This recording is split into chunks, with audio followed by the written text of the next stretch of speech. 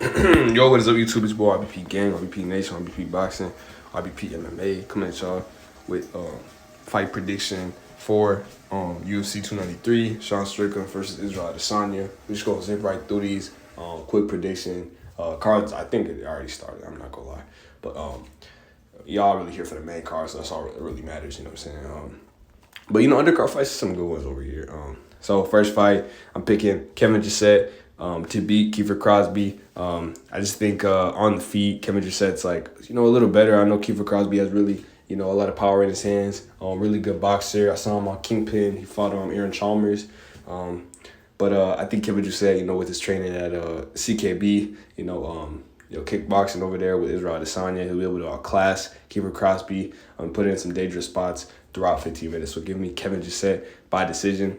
Next fight, Shane Young versus Gabriel Miranda. I don't really know too much about either guy, but I do know Gabriel Miranda has some decent grappling and he can submit guys. So I'm gonna go with him.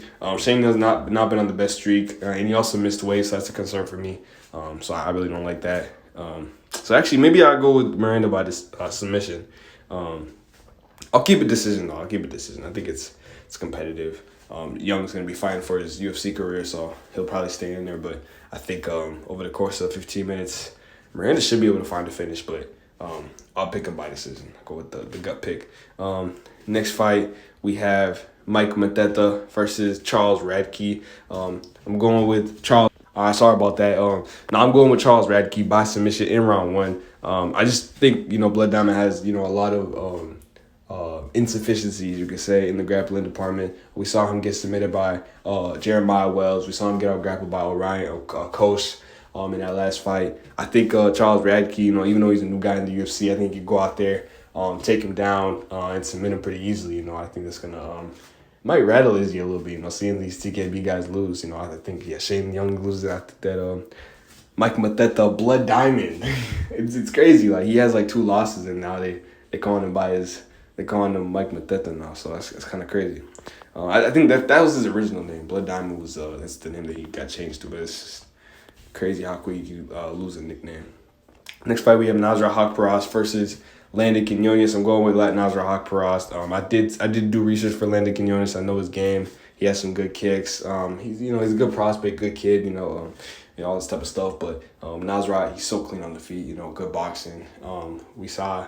He had a competitive fight with Bobby Green, but we've seen the striking performance that he's had. He's a decision guy, though. He's not going to necessarily knock too many people out. This could be one thing where it's maybe this guy's not UFC caliber. Maybe he's not on the level of these UFC guys, so maybe Nasrat can find a finish. But I'm going with Nasrat Haqparast, just outboxing, just put it on him for, and just dominate him, belt to belt. Next fight, Jamie Mullarkey versus John makdessi. I don't know too much about John makdessi, to be honest, but I do know Jamie Mullarkey's coming off of the Muhammad Naimov knockout loss, which was shocking. We didn't see that coming, but we know that beside that fight, he's really good with the striking. Knocked out Michael Johnson.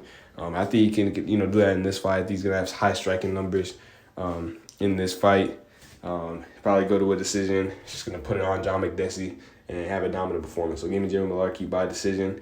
Next fight, we have Jack Jenkins versus Chepe Mariscal. I'm going with Chepe Mariscal by decision. A lot of decisions on this card in my predictions. Yeah, man, I just think Jack Jenkins, I know he's the pick. Everyone's picking him, I understand it because, on paper, this is like that. This is like Jalen Turner Hooker, It's but, where you just look at the matchup, it's okay, this guy's going to win. But Chepe Mariscal, he's a collegiate wrestler, really good wrestling. I doubt Jack Jenkins is going to be able to take him down. On the feet, he's a dog. He hits hard. We saw what he did to Trevor Peek. I think if Chepe Mariscal can go in there, mix in the wrestling, he's going to be a way better wrestler, I think. We saw the stuff that he hit on Trevor Peek. He can look to hit those same stuff on Jack Jenkins. Jack Jenkins never fought this level of a grappler, never fought this level of a technician on the ground. So we're going to see how he does. I think he's going to do terrible. I think he's really going to really get exposed. I thought he lost his last fight to, I forgot who it was. I thought he lost that fight to Jamal Emmers. Yeah, I thought Jamal Emmers got that one, but, close competitive fight. But yeah, this is not going to be close competitive. It's going to be one way or the other, so I'm on the side of Chepe Mariscal. Carlos Ulberg versus Jung. I got Ulberg by KO in round 1. I just think the striking disparity between these two is too wide. I think Ulberg hits too hard. I think the fight's in Australia. I know the fight's in Australia. He's gonna have the fans on his side. He's gonna have everyone cheering his name. Jones coming off of 2 losses. Prior to the loss that he had in his last fight, he got knocked out. Ulberg can do the same thing, man. He's a crazy good striker. Give me Ulberg by round 1 knockout. Next fight, Pedro versus Anton Turkali.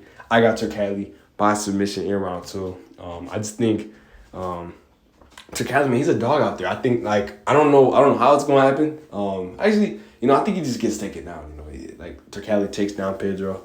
And I don't know, Pedro, like, he gasses out on these fights. The Modestas fight, like, I'm hearing people, like, they're like, oh, like, this is a mismatch. Like, Pedro's gonna run through Anton Turkali. No way. Like, let's be honest, bro. Like, the Modestas fight was a layup, and he struggled in that fight, I think he has one good round of, like he'll knock him out. Like, it's either Pedro by knockout or, like, Turkali by, like, decision or, like, late submission, something like that. Turkali could even knock him out, too. Turkali, man, I mean, he went to war with Vitor Petrino. Like, that fight had no business going the distance. And, I mean, the cardio on those guys, man, it's crazy. So, I think he's going to come in here, try to cause that same chaos, and he'll get the submission in round 2. Trust. Next fight, we have just the Tafa versus Austin Lane. I'm going with Austin Lane by round 1 knockout. This is, honestly, I understand, like, Justin Tafa is, like, a way better fighter, but, like, yeah, Austin Lane's just, he's not all that good. But in the moments that I saw in that first fight, that little seconds, like, how I rewatched it, like, Lane looked like he was about to spark him, It reminded me of Curtis Blades and Aspinall. Like, it looked like Curtis Blades was about to, like, spark Aspinall on the feet. Like, it really did. Before this, I really wish it would have kept going on, because it looked like Curtis Blades was about to put some hands on Aspinall. It looked bad. And then Aspinall goes down. And then, similar to this, Austin Lane, he was about to put hands on Tafa. He looked bigger. He looked faster. He looked stronger. And then eye poke happens. So, I think, repeat of the same. I don't think Tafa is probably not looking at that fight and be like, maybe I need to change some stuff up. So it's just going to be the same stuff, except no eye poke. So Lane gets that knockout in round 1. Next fight, Kape versus Felipe dos Santos. I do want to acknowledge, Felipe dos Santos trains a shoot box with Charles Oliveira and those guys. So he's going to be a dangerous opponent. But at the end of the day, levels. This is not Steve Erceg. This is Felipe dos Santos, bro. It's a young kid, bro, I think. He's 22. Bro, like, I love Kape, bro. He's that guy. He's a tough guy out there. He's hitting these guys hard. He's styling. He's a star boy, you know what I'm saying? But, yeah, man, this matchup, he usually low-key fights to go to a decision. Like, he's not a, like, crazy finisher. I know he has knockouts on his record. So maybe he extend this fight. Maybe he doesn't, maybe the fight doesn't end in a finish, but I think he can get it done. So give him a Kape to knock out Felipe dos Santos in round 3. Co-main event, tuivasa versus Alexander Volkov. I got tuivasa knocking Volkov the heck out. Yeah, man, this is really a gut pick. I just have a feeling, man. In Australia, it's his home. Obviously, everything's stacked against him. Like, he honestly just has a puncher's chance in this matchup. I think probably Austin Lane has a better chance of beating Tafa than tuivasa does have to beat Volkov. But, I got tuivasa, man. I got to go with the boy. It would just be a cool moment, man. Main event, I got Israel Adesanya by decision. I've been saying this boring decision, dominant decision, but no knockout. I think it gets extended. I think Strickland hangs in there. It's going to be tough. It's going to be a performance where everyone, respects Strickland for staying in there.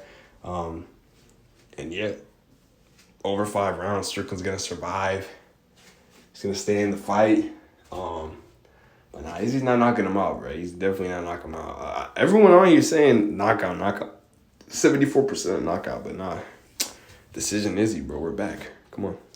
So that's all I really got for y'all today. Leave a like and a review, subscribe. Peace out, most squad. You already know what it is.